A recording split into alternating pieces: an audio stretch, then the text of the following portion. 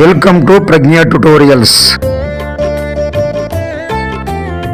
August Weismann బీజద్రవ్య సిద్ధాంతం, Lamarckism సిద్ధాంతం లేదా ఆర్జిత గుణాల అనువంశికత, థియరీ ఆఫ్ ట్రాన్స్ఫర్మేషన్ సిద్ధాంతానికి ప్రధానంగా అభ్యంతరం తెలిపిన వ్యక్తి ఆగస్ట్ వీస్మన్.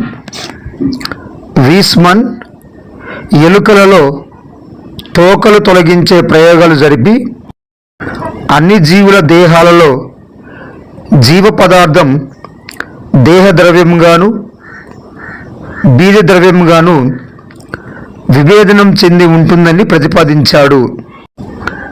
దీన్ని బీజద్రవ్య సిద్ధాంతం, జెర్మ్ ప్లాజం థియరీ అంటారు. ఈ సిద్ధాంతం ప్రకారం దేహద్రవ్యంలో ఏ మార్పు జరిగినా తరువాతి తరాలకు సంక్రమించడం జరగదు. కానీ బీజద్రవ్యంలో ఏ మార్పు జరిగినా తరువాతి తరాలకు సంక్రమించడం జరుగుతుంది.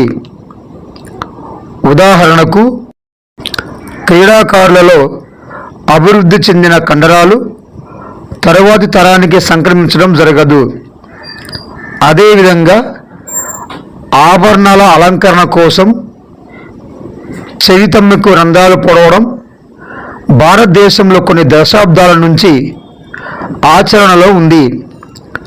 కానీ ఏ ఆడ శిశువు రంధ్రాలతో కూడిన చెవితమ్మెలతో జన్మించలేదు. Thanks for watching.